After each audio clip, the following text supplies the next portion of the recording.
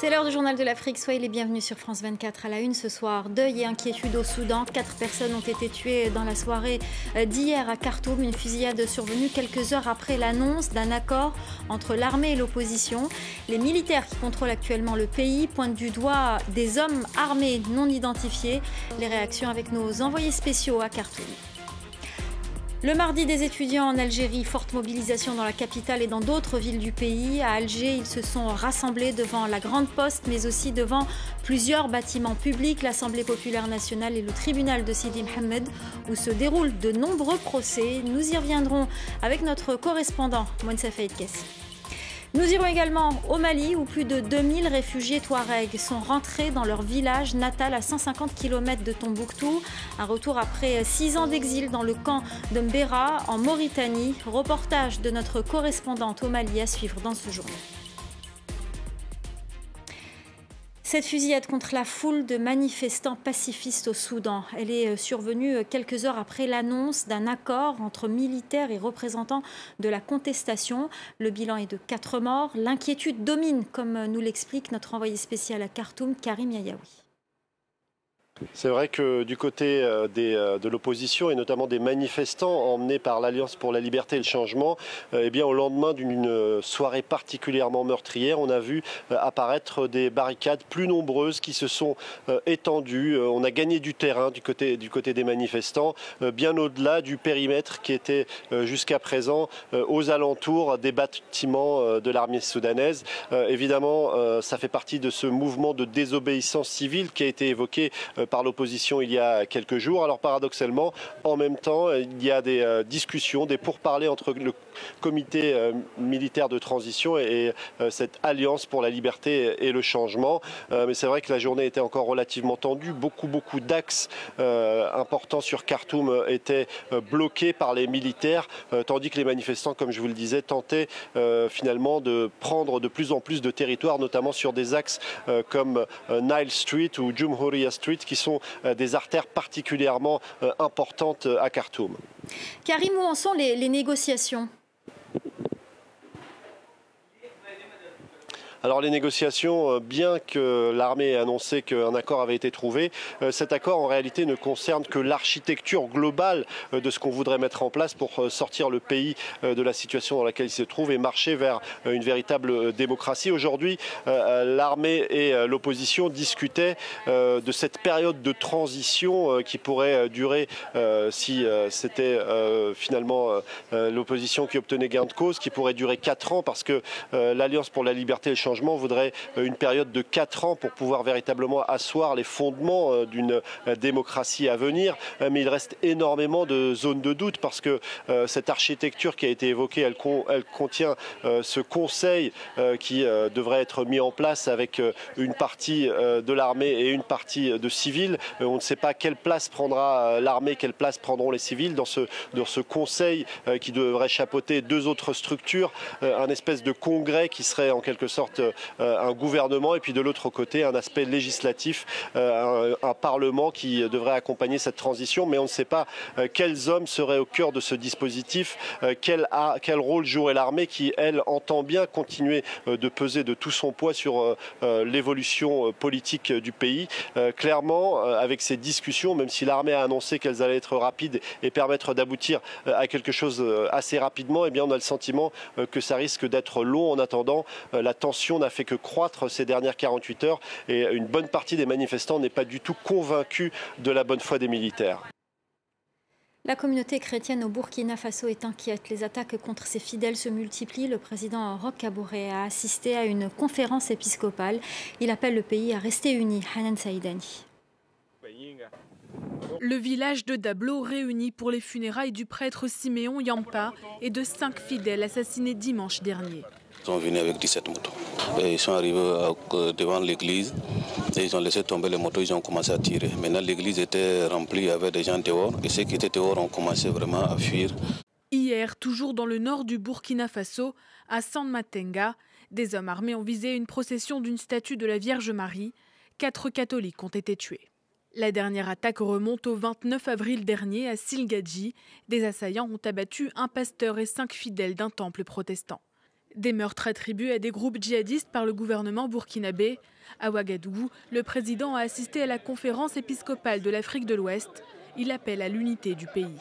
Le Burkina Faso va rester debout et qu'on va les combattre jusqu'à ce que l'extrémisme violent, l'intolérance quitte notre pays.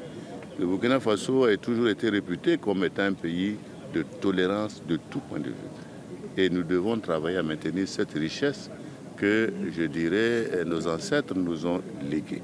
Des attaques qui font craindre au pays des hommes intègres des tensions interreligieuses entre musulmans majoritaires et la communauté catholique, la deuxième du pays. En mars dernier, l'armée a lancé une vaste opération militaire dans l'Est pour y déloger des djihadistes. Dans la foulée, les autorités ont annoncé l'arrestation de plus de 700 terroristes présumés. Et on prend la direction de l'Algérie où la mobilisation ne faiblit pas. Deuxième mardi de manifestation des étudiants depuis le début du mois de Ramadan. Une mobilisation qui a marqué les esprits aujourd'hui. Jeûne et chaleur n'ont pas découragé les manifestants. Ils ont occupé plusieurs points clés de la capitale. Ils étaient également nombreux dans plusieurs autres villes du pays. La correspondance à Alger de Monsa Faïd Kassi. Oui, effectivement, et plutôt devrait-on se demander s'ils vont le maintenir longtemps, ce cap. Ce qui s'est passé aujourd'hui dans la rue n'a échappé absolument à personne, pas même au pouvoir certainement. La marche pacifique des étudiants pour ce 12e mardi consécutif est qualifiée de spectaculaire. On pense d'ailleurs que la mobilisation s'est renforcée davantage. Vous savez, aujourd'hui, on a compris pourquoi le premier mardi du mois de Ramadan était considéré comme un test, puisque la rue a accueilli énormément de monde aujourd'hui dans plusieurs villes du pays, entre étudiants, avocats et citoyens. À Alger, les étudiants ont eu l'air de s'être habitués au rythme de Ramadan, ce qui leur a permis justement de consolider leur mouvement, de se préparer aux obstacles physiques. Ils ont été accompagnés souvent de citoyens et de personnalités les ayant rejoints et soutenus durant toute la journée. Je rappelle que les étudiants ont forcé tous les passages et les cordons de sécurité pour pouvoir se déplacer de la Grande Poste en passant par le tribunal pour rejoindre le Parlement et réclamer le départ de son président Bouchareb. Ils ont essentiellement exprimé leur rejet de l'élection présidentielle du 4 juillet, réclamé le départ du président par intérim Abdelkader Ben Salah, du Premier ministre Nordin Bedoui, comme ils ont aussi par moments scandé des slogans hostiles au général de corps d'armée Ahmed Gaïd Salah. Voilà, donc ce qu'on retient sur les réseaux sociaux, c'est qu'on parle d'une véritable leçon de courage et de patriotisme donnée par les étudiants ce mardi 14 mai, avec force et pacifisme, faisant d'eux incontestablement la locomotive de cette révolution. Cette attaque en plein cœur de Mogadiscio, au moins 4 personnes ont été tuées et plusieurs blessées ce mardi dans la capitale somalienne. Un kamikaze a projeté sa voiture piégée contre les locaux d'une mairie de quartier. La capitale somalienne qui a été également investie par des lycéens. Des centaines d'entre eux ont manifesté mardi contre l'annulation d'examens nationaux. Les énoncés avaient fuité sur les réseaux sociaux. Nicolas Germain. Les étudiants somaliens sont furieux. Les 6 examens qu'ils viennent de passer ont été annulés. Le gouvernement a pris cette décision car les énoncés avaient fuité sur les réseaux sociaux. Les étudiants devront repasser leurs épreuves dans quelques jours. Pendant 3 jours, on a passé des examens et le ministre de l'Éducation nationale annonce qu'ils sont annulés et repoussés au 27 mai. On n'acceptera pas ça.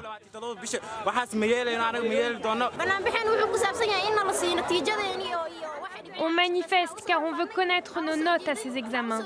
On demande aussi au gouvernement de virer le ministre de l'Éducation. On est contre la corruption. Et ce qu'on a là, c'est de la corruption. Ils n'en ont rien à faire de nous.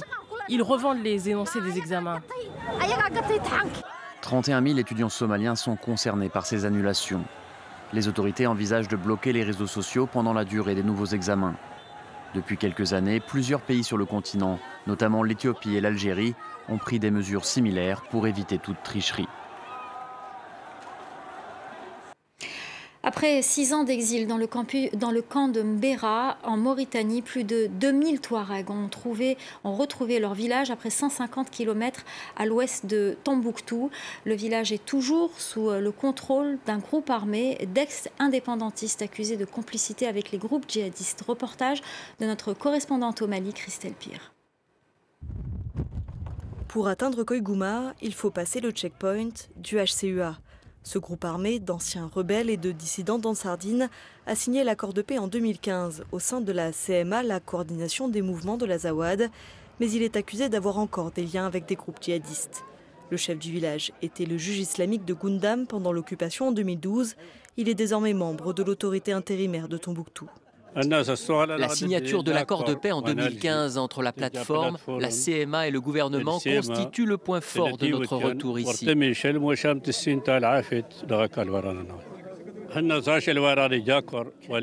jours après cette signature, les premières bases de la CMA se sont installées ici et c'est à Foïta pour sécuriser les populations.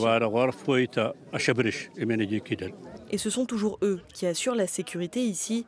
Le drapeau du HCUA remplace le drapeau malien et le mot Azawad est sur toutes les lèvres de ces habitants qui avaient fui en 2013. Nous sommes restés ici pendant les événements de 2012 jusqu'à l'intervention de la France et du Mali en janvier 2013 où nous sommes partis en Mauritanie. L'armée malienne a une mauvaise réputation. Elle commet des exactions.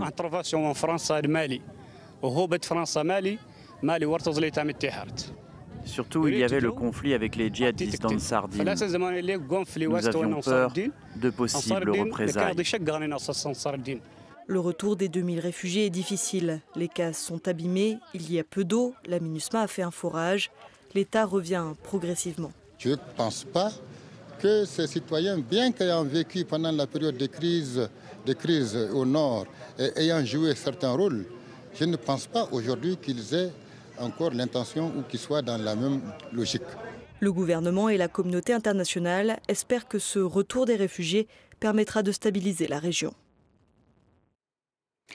C'est la fin du Journal de l'Afrique. Restez avec nous, l'info continue sur France 24.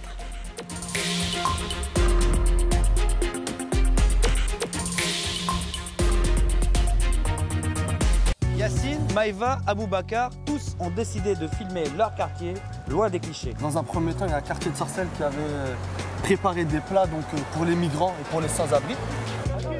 Là, ça s'appelle Vénitie. On a grandi tous à peu près ici. Il y avait un centre commercial et c'est fermé là. Sur France 24, chaque semaine, ils racontent les cités de Sarcelles, Vénissieux, Grigny, où ils ont grandi. C'est quoi le 93 pour vous? La pauvreté, la popularité aussi. Bienvenue dans la Néosphère. Quand c'est une personne qui parle de la même chose que nous, qui vit aux mêmes endroits que nous, forcément la résonance est plus grande. Pas de quartier, c'est votre émission. Comme eux, filmez votre réalité. Pas de quartier, présenté par Ségolène Malter et Wassim Nasr. À voir sur France 24 et France24.com.